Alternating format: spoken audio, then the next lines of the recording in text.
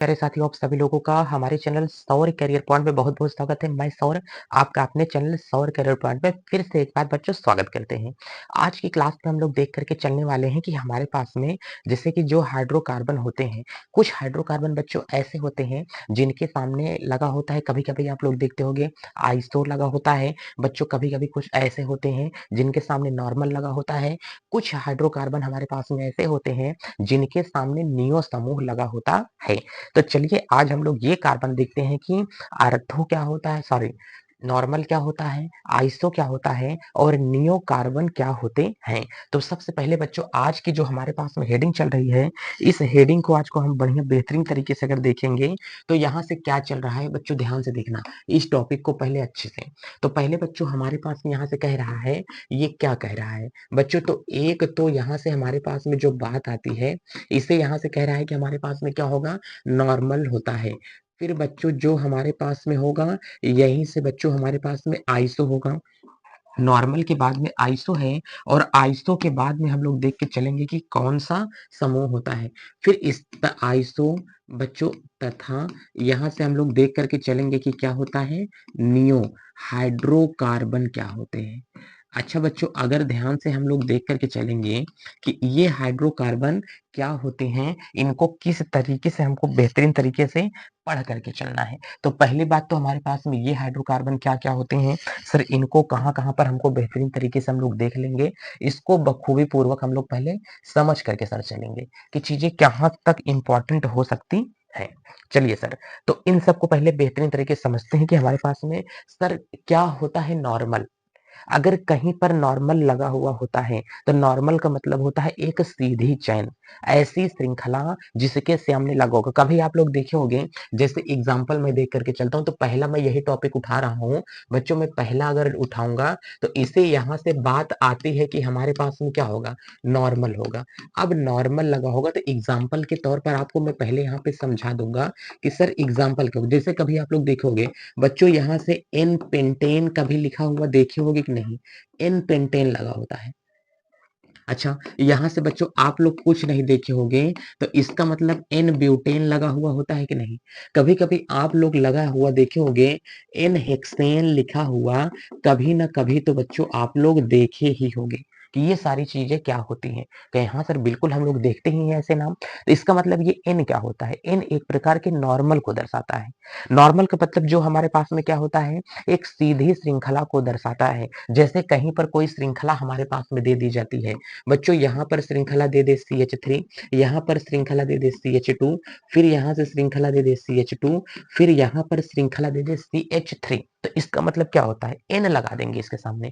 कहेंगे सर बताओ इसका नाम क्या होता है। तो बच्चों इसका जो नाम कह रहा है ना, इसका नाम हम लोग देख करके बेहतरीन तरीके से चलेंगे। एक कार्बन, दो कार्बन, तीन कार्बन, चार कार्बन, तो चार कार्बन को एन ब्यूटेन बोलेगा। बच्चों अभी मैं बता रहा हूं एन शब्द क्यों लगा होगा, तो इसका जो नामकरण होगा प्यारे बच्चों वो क्या होगा, एन ब्यूटेन कहा जाता है। इस सर इसे हम लोग क्या बोलेंगे, एन ब्यूटेन कह देंगे। हमने कहा ठीक है सर, इसका जो नाम होगा वो क्या हो जाएगा, एन ब्यूटेन कहा जाएगा। ठीक है, अगर यहीं पर बच्चों हम लोग दूसरा एग्जाम्पल देख लेते हैं कि सर दूसरा वाला एग्जाम्पल हमारे पास में क्या होगा। तो यहाँ पर बच्चों अगर आप लोगों को यहाँ पर दे देगा CH3, बच्चों यहीं पर दे देगा CH2 और यहीं पर हमको दे देगा CH3, कहेगा बताओ इसका नाम क्या होता है। तो कह रहा है कि सर जो इसका नाम होगा ना, इसका नाम हम लोग देंगे N, और तीन कार्बन है तो बच्चों यहाँ से हम लोग देखते हैं तीन कार्बन को बोलते हैं प्रोप, तो यहाँ से हो जाएगा N प्रोपेन हो जाता है।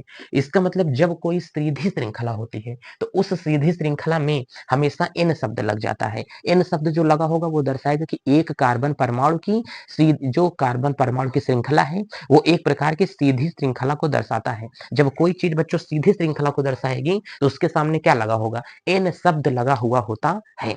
चलिए इतनी बात तो सर हमको समझ में आ गई है कि सर एन किसको दर्शाता है। तो किसी कार्बन परमाणु में जब कार्बन परमाणु की श्रृंखलाएं आपस में एकदम सीधी होती हैं, बिना ब्रांच वाली श्रृंखला को क्या बोलते हैं, क्या बोलते हैं, एन श्रृंखला कहा जाता है। इसी प्रकार से बच्चों अगर मैं इसको इंपॉर्टेंट इसमें देना चाहूंगा तो एन का मतलब क्या होता है, इसका मतलब प्यारे बच्चों यहाँ से क्या होगा, हमारे पास में सीधी श्रृंखला क्या होता है, एन का मतलब बच्चों होता है सीधी श्रृंखला होती है। इसमें बच्चों दिक्कत मत लेना। इसका मतलब क्या होता है, एकदम सीधी श्रृंखला होती है। आप लोग जैसा चाहेंगे वैसा आपके पास में दे दूंगा ला करके। इनका मतलब क्या होता है, सीधी श्रृंखला होती है। चलिए सर, ये बात तो हम लोगों के समझ में आ ही गई कि सर एन का मतलब क्या होता है। तो हमको कह रहा है कि सर एन का मतलब हम लोगों ने बता दिया सीधी श्रृंखला। इसका मतलब एक बात तो समझ में आ गया, नॉर्मल का मतलब समझ में आ गया। अब हम लोग दूसरा बच्चों समझ करके चलेंगे, और दूसरे को हम लोग क्या बोलते हैं बच्चों, यहाँ से आइसो बोल करके चलेंगे। दूसरे वाले को क्या बोलते हैं, आइसो बोल करके चलेंगे। कभी कभी लगा होगा बच्चों ISO, ध्यान से देख करके चलो, ISO ऐसा लिखा होता है। जब ऐसा लिखा होगा तो इसमें कार्बनिक यौगिक का जो नामकरण होता है उसको क्या देंगे, आइसो का मतलब क्या होता है, ब्रांच वाली शाखा। इसका मतलब क्या होगा, शाखा। इसका मतलब क्या होगा बच्चों, जो हमारे पास में ये दर्शा रहा है, इसका मतलब होता है शाखा। आइसो का मतलब क्या होता है, शाखा होता है। जब कोई कार्बनिक यौगिक होगा, जैसे हमने कह दिया, फॉर एग्जांपल मैं आपको दे रहा हूँ, यहाँ पर हमारे पास में दे दिया CH3, यहाँ पर दे दिया CH, नीचे दे दिया CH3, इधर भी हमारे पास में दे दिया है CH3। अच्छा ध्यान से देखो, ये जो हमारे पास में चैन है, इस चैन को हम देखते तो बच्चों ये एकदम से चैन कैसी रहती, ये सीधी चैन रहती। ठीक है, इतना समझ पा रहे हो कि नहीं, सीधी चैन रहती। लेकिन ये कार्बन एक है, ये क्या होगा, दो होगा, ये कार्बन क्या होगा, तीन। तो दूसरे कार्बन के ऊपर एक ग्रुप लगा है जिसे क्या कहा जाता है, CH3 ग्रुप कहा जाता है।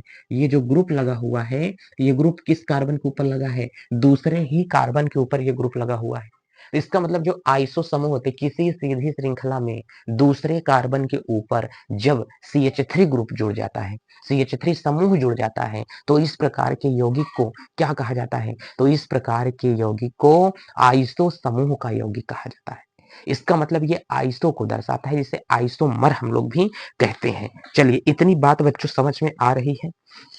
तो अगर कहीं हम लोगों के पास में आइसो समूह आ जाएगा तो इन चीजों का हम लोग जिक्र कर देंगे। कह रहा है कि सर इसका नाम हमें बता दीजिए कि नाम क्या होगा। ऐसे कार्बनिक यौगिकों का नामकरण करते समय सबको गिना करो, एक कार्बन, दो कार्बन, तीन कार्बन, चार कार्बन। दूसरे के देखो, किसी एक कार्बन से दो समान प्रकार के ग्रुप लटक रहे हैं, तो इसे हम लोग क्या बोलते हैं, यहां से हो जाएगा बच्चों ISO, आइसो, और उसके बाद में चार कार्बन है तो इसे बोल दिया जाएगा ब्यूटेन। तो बच्चों इसका जो नामकरण हो जाएगा वो क्या हो जाएगा, आइसो ब्यूटेन हो जाएगा। यहीं से एक मैं और लेकर के चलता हूं, जब एक और ले लेंगे तो यहाँ पे बच्चों क्या होगा, CH3, यहाँ से हो जाएगा CH, यहाँ पर हो जाएगा CH2, एक यहाँ से हो जाता है हमारे पास में CH3, एक ग्रुप फिर से मैं लटका दिया हूँ यहाँ पर CH3। इसका मतलब बच्चों ये जो हमारे पास में कार्बन है, इस कार्बन के ऊपर अगर हम लोग देखेंगे तो इसमें से सर पहला कार्बन देखिए ये होगा, ये दूसरा होगा, ये तीसरा होगा, चौथा होगा। सर दूसरे कार्बन के ऊपर ही एक ब्रांच लटक रहा है जिसे हम लोग क्या कहते हैं, CH3 ब्रांच। जब दूसरे कार्बन पर दो प्रकार के CH3 समूह लगे होते हैं तो ऐसे यौगिक को आइसो समूह का यौगिक कहा जाता है। क्या बोलते हैं, आइसो। एक, दो, तीन, चार, पांच, पांच कार्बन है तो बच्चों इसे हम लोग क्या बोलते हैं, पेंटेन बोलते हैं। क्या बोलते हैं, पेंटेन कहा जाता है। तो ये जो यौगिक निकला, आइसोपेंटेन का यौगिक निकलता है। कह रहे कि सर इसका एक थॉट बता दीजिए। हमने कहा भाई साहब क्या बता दें। कह रहे कि सर इसका जो अगर हम लोग थॉट निकाल करके चलेंगे ना, तो थॉट में बच्चों यही बातें आ रही हैं। कह रहा है कि अगर कभी भी आपके सामने आइसो समूह दे देता है तो इसका मतलब क्या होता है बच्चों, शाखित श्रृंखला होती है। आइसो का मतलब क्या होगा, शाखित श्रृंखला। लेकिन ये जो शाखित श्रृंखला होती है इसमें समान परमाणु होना चाहिए। CH3 समूह इसमें क्या होता है, जुड़ा होता है। इतनी बातें आप लोग समझ पाए कि नहीं समझ पाए। तो कभी भी अगर आइसो लग जाएगा तो आइसो का मतलब क्या होगा, समान प्रकार का ग्रुप लगता है, वो भी CH3 समूह अकेले लगा होना चाहिए। इतनी बातें समझ में आई है। चलिए एक बार और देखते हैं। अब हम लोग देख करके चलते हैं कि नियो समूह क्या लगा होता है। इसका मतलब नियो समूह कैसा होगा, नियो का अगर मतलब हम लोग देख करके यहाँ से चलेंगे कि सर जो नियो होता है वो नियो कैसे होकर के यहाँ से जाएगा, तो सरकार इसको हम लोग बखूबी पूर्वक समझ सकते हैं। सर कैसे बेहतरीन से समझेंगे, कह रहा है कि सर पहले एक टॉपिक तो समझना है, वो भी हमारे पास में ये तीसरा नंबर है। सर तीसरे नंबर को जो प्यार से हम लोग बोल करके चलेंगे ना, वो नियो कहते हैं। नियो का मतलब NEO कहा जाता है। कह रहे हैं कि ठीक है सर, नियो का मतलब क्या होगा, जैसे कभी कभी आप लोग देखे होंगे कहते हैं कि नियो पेंटेन कहा जाता है। क्या कहते हैं? नियोपेंटेन कहा जाएगा। बच्चों आपके सामने लिखा होगा, मैं एक एग्ज़ाम्पल ही दे रहा हूँ। जैसे कि आपके सामने अगर मैं कभी लिख दूँगा कि सर ये नियोपेंटेन का यौगिक होता है, तो नियोपेंटेन का कैसे यौगिक आ जाएगा? कैसे पहचाने कि सर ये नियोपेंटेन ही है? हमने कहा कि नियोपेंटेन देखो ये यौगिक आया कि नहीं आया? तो आपके सामने अगर कभी लिखा रहेगा CH3 यहाँ पर दे देगा आपको CH3, इधर दे देगा आपको CH3, इधर भी दे दिया आपको CH3। अच्छा ये जो समूह देखो, ये पूरी तरीके से इसमें शाखा लगी हुई है कि नहीं?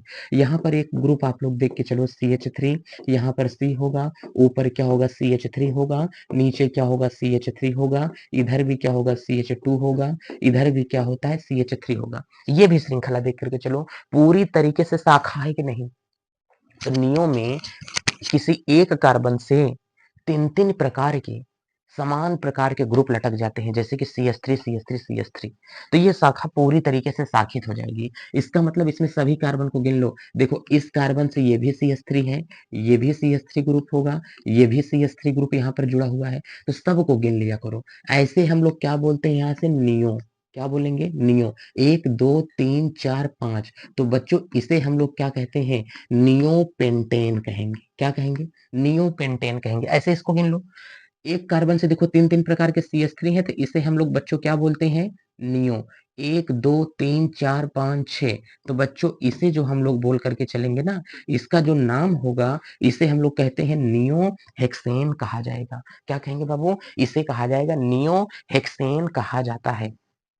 चलिए, एक बात तो समझ में आ गई है कि इसे हम लोग नियो क्यों कहते हैं। अब एक इम्पोर्टेंट बात आप लोगों के सामने ये पसंद आ रही है कि सर हमको बता दीजिए थोड़ी-सी एक बात। हमने कहा भाई साहब आपको मैं कौन-सी ऐसी बात बता दूँ? आप लोगों को तो सारी बातें ही पता हैं। कह रहे हैं कि नहीं सर मज़ाक कर रहे हैं आप तो। हमने कहा हाँ भाई, आप लोगों को सारी बातें पता हैं। अब जैसे पता करने वाली बात यहाँ से क्या होती है, तो पहले हम लोग ये समझ लेते हैं।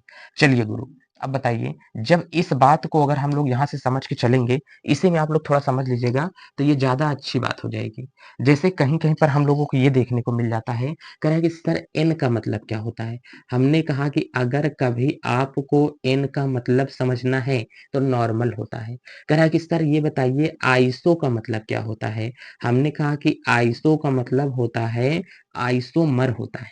अगर कभी कह रहा है कि सर नियो का मतलब क्या होता है? नियो का मतलब क्या होता है? न्यू स्ट्रक्चर होता है। न्यू स्ट्रक्चर होता है। अब बाबू ध्यान से समझना, न्यू स्ट्रक्चर इतनी चीजें अगर आप ध्यान में रखोगे ना तो बाबू सच में बहुत आगे आप लोगों को लेकर के जाएगा। ये जो न्यू स्ट्रक्चर वाला मामला है ये बहुत इंपॉर्टेंट चीजें हैं, आप लोगों के लायक की चीजें हैं। चलिए इतनी बात तो हमको समझ में आ गई है कि आइसो क्या होता है, नियो क्या होता है और उसके बाद में नॉर्मल क्या होता है। तो नॉर्मल एक बहुत सीधा-सा यौगिक होता है। अब कोई कार्बनिक यौगिक होगा, उसमें हम लोग कैसे पहचानें कि कौन-सा आइसो है, कौन-सा नियो है, इसका किन दवाओं में इस्तेमाल है? सर यहाँ पर पूरा नाम क्यों नहीं लिख दिए? कह रहे हैं कि जैसे सर नॉर्मल है तो नॉर्मल का सर एन समझ में आ रहा है हमको। आइसो है तो आइसोमर का आइसो समझ में आ रहा है, लेकिन सर न्यू स्ट्रक्चर का क्या मामला है? सर ये बातें हमको क्यों नहीं समझ में आ रही हैं? हमने कहा देखो, जो पिछली क्लास आपको हम पढ़ाए थे उसमें तो सारी चीज़ें बेहतरीन से समझ में आया था। इसमें इतना मुद्दा समझ में आया कि नहीं आया? अगर इसमें इतना मुद्दा समझ में आया है, तो यकीन मानें आगे का भी मुद्दा बहुत बेहतरीन तरीके से आपके समझ में आने वाला है। इसी के साथ चलते हैं, अगली जो क्लासें हैं IUPAC नाम के ऊपर आधारित हैं, इसमें और थोड़ी-सी चीज़ें बच रही हैं, उसको भी हम कवर करने की कोशिश करेंगे। तब तक अपना और अपनों का ख़्याल रखें। 10 अप्रैल से आप सभी लोगों का नया बैच स्टार्ट हो रहा है। 9, 10, 11, 12 की फिज़िक्स और केमिस्ट्री बेहतरीन तरीके से पढ़ाई जाएँगी। इसलिए बच्चों वीडियो को ज़्यादा से ज़्यादा शेयर कर दें, क्योंकि ये जो इस बार पढ़ाया जाने वाला है ना, यूट्यूब के इतिहास में पहली बार इस तरीके से अंदाज़ से सभी केमिस्ट्री और फिज़िक्स चलने वाली हैं। इतने बेहतरीन उदाहरण के साथ हम लोग पढ़ेंगे ना कि दैनिक जीवन में लगेगा कि हम लोग पढ़ रहे हैं कि खेल रहे हैं। इस तरीके से हम लोग फिजिक्स और केमिस्ट्री पढ़ने वाले हैं। आपको रटना नहीं है, मैं हूँ उसके लिए। आपके दिमाग में कैसे पकड़ाने हैं चीजें, एकदम टॉपिक वाइज टॉपिक सारी चीजें हम लोग चलते रहेंगे। ठीक है, तब तक चलते हैं। बच्चों खुश रहें, मस्त रहें, स्वस्थ रहें, अपना और अपनों का ख्याल रखें। चलते हैं। जय भारत।